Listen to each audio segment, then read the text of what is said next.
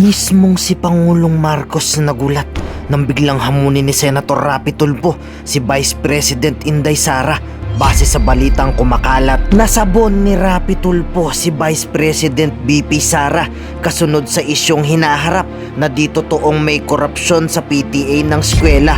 Ayon kay Tulfo, dapat alisin na ni Duterte ang PTA na pwersahang kinokolekta ng mga guro, hindi yung tatakutin ng estudyante ng eskwelahan na hindi makakapagbigay sa kanilang mga guro. Kaya hinahamon ni Tulfo si Cayetanong patunayan ni Duterteng walang korupsyon sa eskwelahan, alisin niya ang PTA sa mga guro. Bawal po talaga yun. Bawal. But, so kung bawal po, bakit po correct. nangongolekta pa rin sila sa mga estudyante, especially sa Mr. mga hirap? President, I would like to clarify, never po sila nangongolekta sa estudyante. Wala po silang collection sa estudyante. Ang meron, so I'm that, sorry, so that we can I beg to identify disagree. the issue. I The beg issue, to disagree, ma'am. Ito po, lahat ng mga nagsumbong sa akin.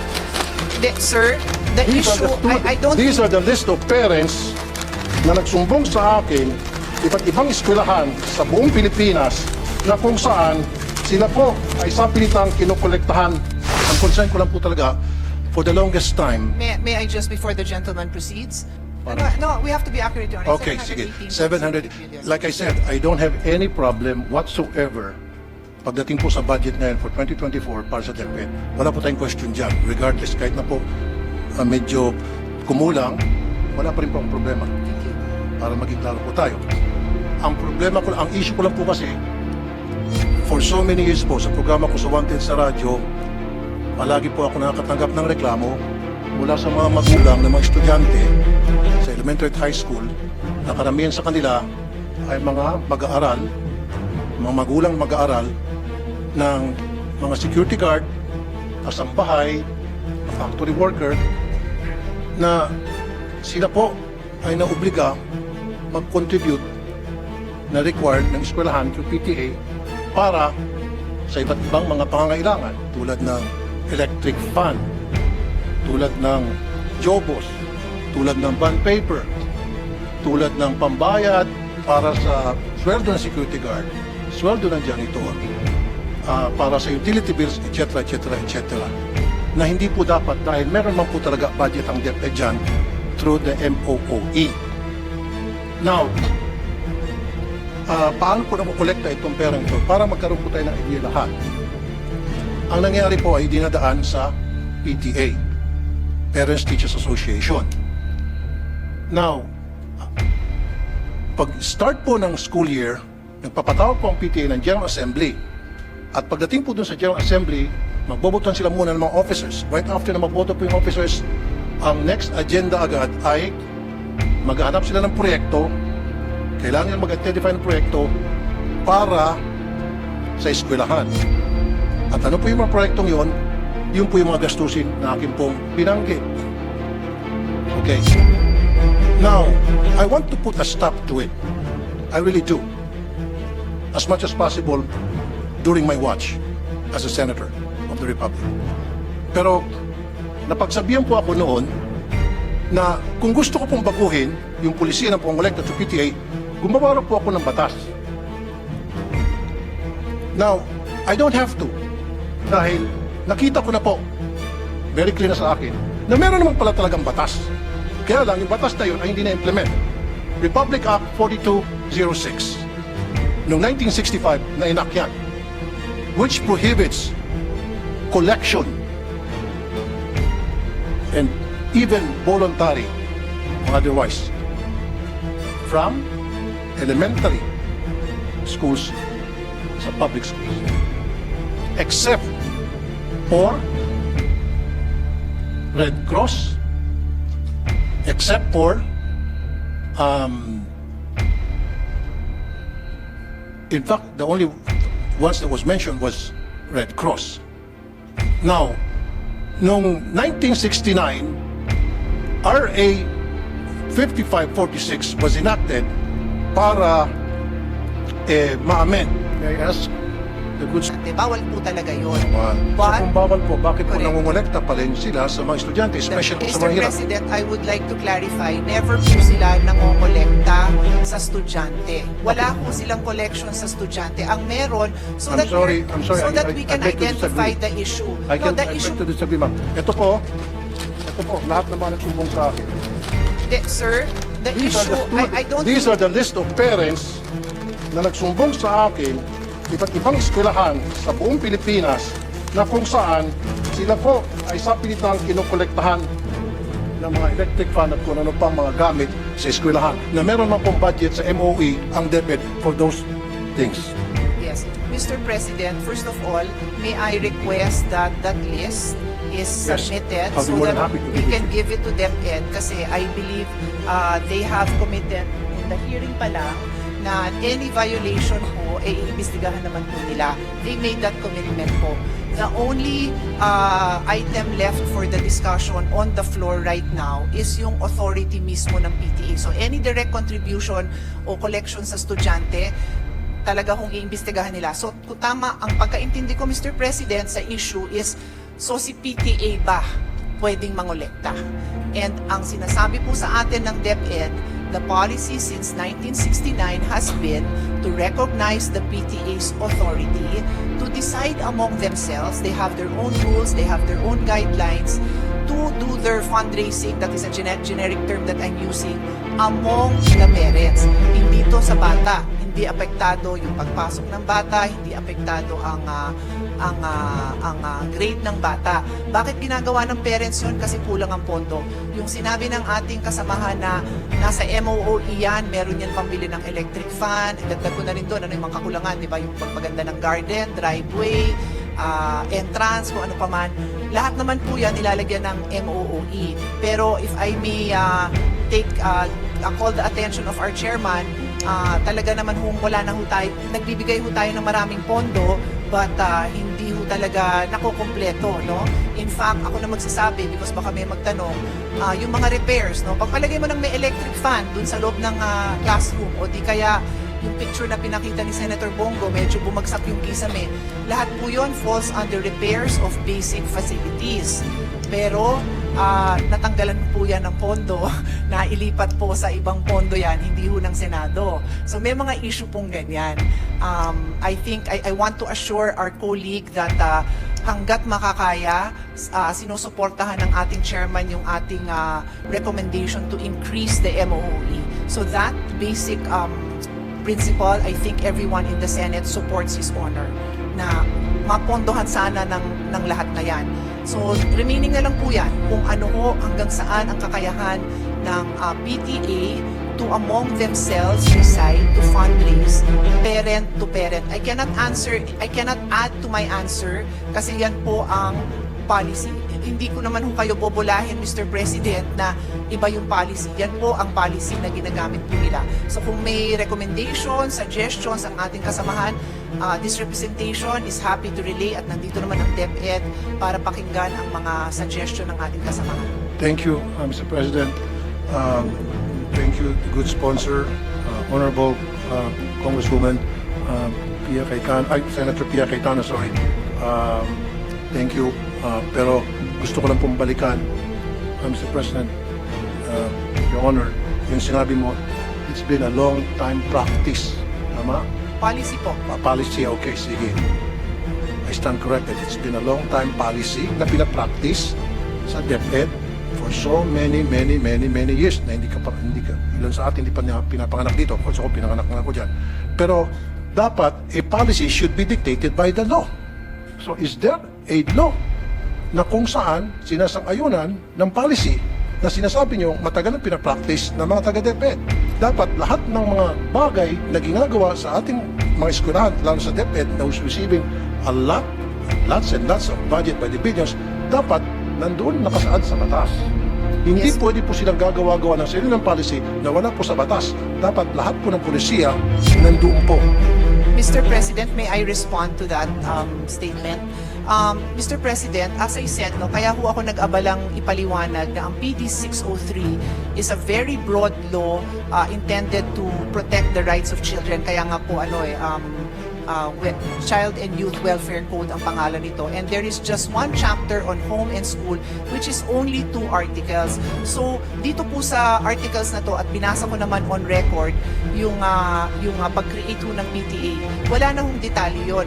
The fact, Mr. President, that there is no prohibition, that there is no provision that specifically or expressly prohibits the PTA from engaging in certain acts to pursue their mandate.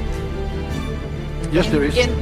Mr. President, if I may just continue, my statement is the fact that there is no provision that expressly prohibits the PTA from pursuing their mandate is in itself an accepted principle that there is no violation. It is a rule of statutory construction that what is not expressly or impliedly prohibited by law may be done.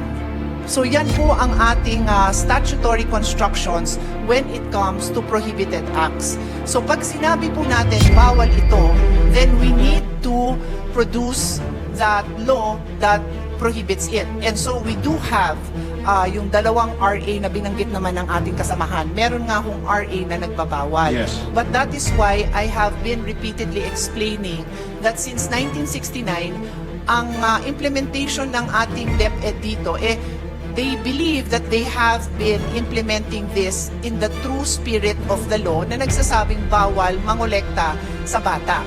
They cannot collect contributions from school children, students, and teachers. Yun po ang specific wording of the law.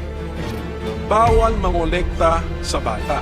Actually, sinong kinokolektahan mo kung nangongolekta ka sa bata of elementary school age? Di ba magulang din?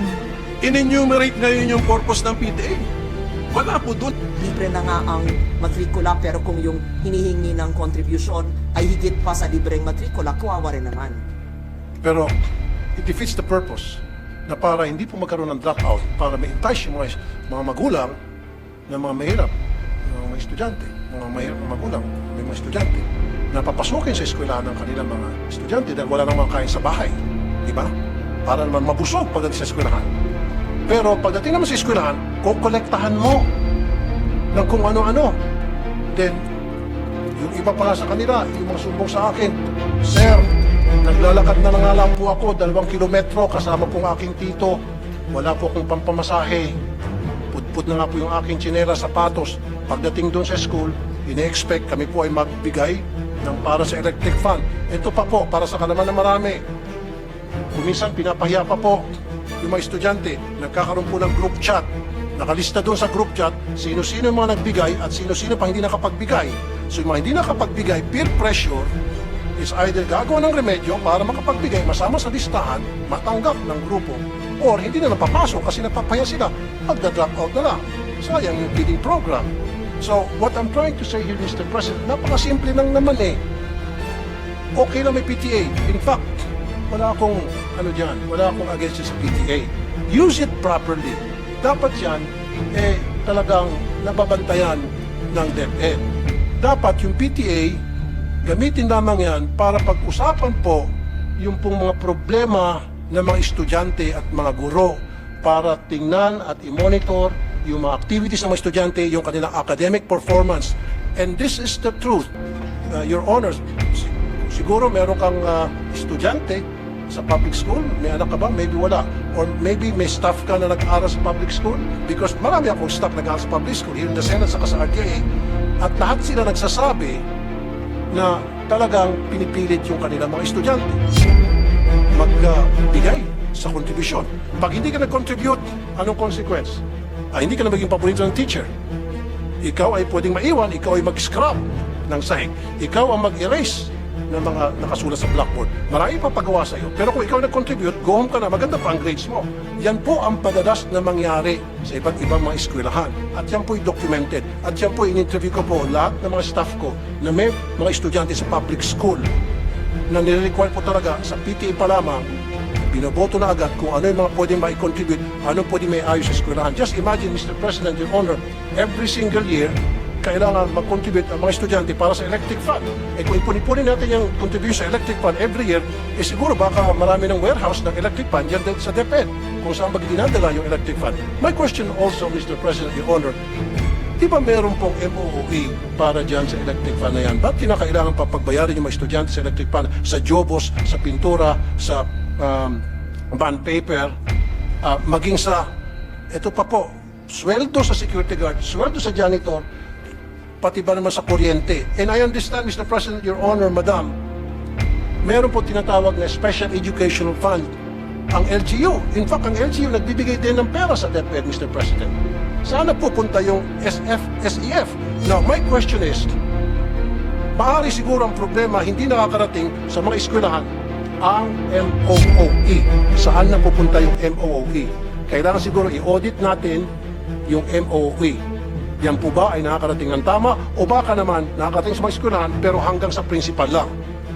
Kaya may mga balita, si principal, magagandang mga bahay, magagandang mga sasakyan, pero sila teacher, kawawa. So si teacher gagawa ng remedyo at yun na nga, maningil sa mga estudyante.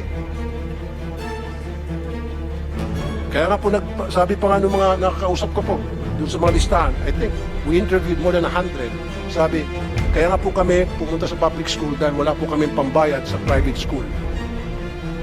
Sila po ay mga tricycle driver, pedicab driver, labandera, kasambahay, factory worker, na mga underpaid, na maliliit lamang sweldo. Salamat nga sinabi ni Secretary Yusek Powa, and I commend you for saying that, yung programa nyo yan na merong feeding program para hindi na po tumaas pa yung cases ng dropout para ma-entice yung mga magulang na papuntahin sa eskwela ng kanilang estudyante dahil meron ng pagkain. Gutom kasi sila, kaya hindi sila pumapasok, pero kung bigyan mo ng pagkain, papasok na sila. However, pagdating naman sa school, yung libreng pagkain, parang siningil mo lang dahil pagbabayarin mo para sa kung ano ng contribution. Sir, ano po yung tanong niyo? I'm just making a statement, Mr. President, Your Honor, kung ano po yung sentimento ng mga pumunta sa akin mga magulang, libo na po sinasabi po sa akin. So what I'm saying is, we have to stop this wrong policy na kung saan nagbabiolate ng law ang kung ano-ano pong department order na pinapalabas po ng DepEd para lamang pipilitin na makakolekta sa mga estudyante. Sabi pa nga ni Minority Leader Coco Pimentel, pag kinolekta mo estudyante, wala naman pera yung mga estudyante, parang sino kinokolektahan mo talaga? In essence, yung mga magulang. So, for me, change that policy. Huwag na tayo mangkolekta. Zero collection na talaga, voluntary or otherwise, tulad ng nakalagay sa batas. Okay, except for Red Cross, Girl Scout, Boy Scout, and Value High School.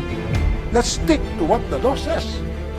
Stop na natin yan. Huwag na tayo magpalabas ng mga department order para we try to circumvent the law para makakolekta. Tuloy, ang duda nito mga magulang, baka siguro gusto nilang magpalabas ng kung ano mga department order para makakolekt. Now, may I add, Mr. President, Your Honor, kung sasabihin nyo lang sa akin ngayon na kayo po ay mag-issue ng department order telling all schools under DepEd, let's stick to 5546, period. And I will sit down. Otherwise, kapag hindi, magpipilit kayo, abutin tayo dito hanggang madaling araw. And I will not stop because I know I'm right. Sponsor, kung sabihin niya sa akin, yung bang department order na yon, at saan po doon sa dalawang batas na binanggit ko, RA 4206 and RA 5546, alin doon na nagsasabing pinapayagan na mangolekta ang mga eskwelahan o mga magulang para sa kontribusyon sa eskwelahan. Can you please show it to me? Meron namang batas na nagbabawal na magkolekta ang PTA. Tama ho ba ang intindi ko sa tanong? Is that a correct understanding? RA 5546, bawal po talaga ang contribution, collection sa mga estudyante whatsoever, whether yan ay voluntary or otherwise, except for Red Cross, Girl Scout, Boy Scout, and Barrio High School. Yun lang po talaga minention sa 5546. Wala nang iba pa. Kaya kung meron pong ginagawang collection other than those mentions, then that is against the law, against 5546, which is happening right now in so many public elementary high school. And marami pong lumabas na mga department order, and I can mention a few of them, na they're trying to circumvent the law para lamang matuloy yung gusto nila mangyari ng eskwelahan na kumolekta. Ang point ko lamang po dito, Mr. President, Your Honor, Madam, mag-implement na tayo ng policy. Meron tayong law, then dapat it's up to the executive para ma-implement itong law. Because the last time I was informed na gumawa ko ng batas para ma-implement na raw, mag-implement ng batas. Nagagawin ko, I don't have to because meron na palang dalawang batas, Your Honor. Yes. Your Honor, Mr. President, His Honor is correct in his paraphrasing or delivering the provisions of RA 5546 kung saan ho, and I will just read it, no, para clear ang maintindihan din ng mga kasamahan natin yung issue po na malapit po sa puso ng ating kasamahan. The Section 1 of RA 5546 states, the sale of tickets and or the collection of contributions in any form whatsoever by any person for any project or purpose, whether voluntary or otherwise, from school children, students and teachers of public and private schools, colleges and universities is hereby prohibited. Tama po sir, no? Yan, Mr. President, yan po ang tinutukoy ng ating kasamahan. Tama po. Tama po ba? I agree. Yes, okay. So, nung ako ho ay nakikipagdiskusyon sa DepEd, aware po sila dito na bawal talaga ang collections of contributions in any form from school children, students, and teachers. And that is why in their Department Order number 49 series of 2022, known as the Promotion of Professionalism in the Implementation and Delivery of Basic Education Programs and Services, prohibits DepEd officials and employees from seeking contributions, support, solicitation of any kind, or any kind of intervention from non-DepEd entities. Goes on to say, likewise, the department implements a no-fee collection policy wherein no fees shall be collected from learners in kindergarten up to grade 4, while fees on certain memberships may be collected from learners in grade 5 and above, strictly on a voluntary basis, e.g. Boys and Girl Scouts, Philippine National Red Cross, Parent-Teachers Associations. So ito po yata, sir, ang implementing order na hinahanap nyo, Mr. President. Is His Honor, do I respond to His Honor's question by pointing out this DepEd Order number 49? Thank you, Mr. President, Your Honor. Pero can a department order supersede a Republic Act? Mr. President, in my humble legal opinion, this department order is consistent with the law. But I am very open to hear His Honor's concerns kung meron dito sa department order na inconsistent, kasi isa po ako sa naniniwala na hindi talaga dapat nagsusupersede ang isang department order. We are one with that, and I let the record show that the minority floor leader is nodding his head because for more than a decade magkakasama kami always reviewing this department orders. Hindi ho tayo nagto-tolerate na nag-e-exist. So nagkakaisa po tayo dyan, Mr. President. Pero dito po sa RA 5546, Mr. President, Your Honor, Madam, totally pinagbabawal ang any form of collections, voluntary or otherwise, except Red Cross, Girl Scout, Boy Scout, and then donors for the support of Barrio High School. And I have a definition of Barrio High School with me. Never did this RA mention about PTA. Yes, Your Honor. We noted that the mention of PTA is now in that department order. Upon further review and discussion with the DepEd, we are now looking at the entirety of RA 5546, wherein it states. Thank you. Mr. President, when we look at RA 5546, Section 1, and I will read it again, the sale of tickets and or the collection of contributions in any form whatsoever by any person for any project or purpose, whether voluntary or otherwise, from 1. School children, 2. students and 3 teachers are hereby prohibited. So in the case of the PTA, Your Honor, what has been the policy of DepEd since 1969, just to be clear, it is not the policy of this administration alone, but since 1969, nila ang policy, is that there is a total ban on collection from the children, the school children, the students, and other teachers.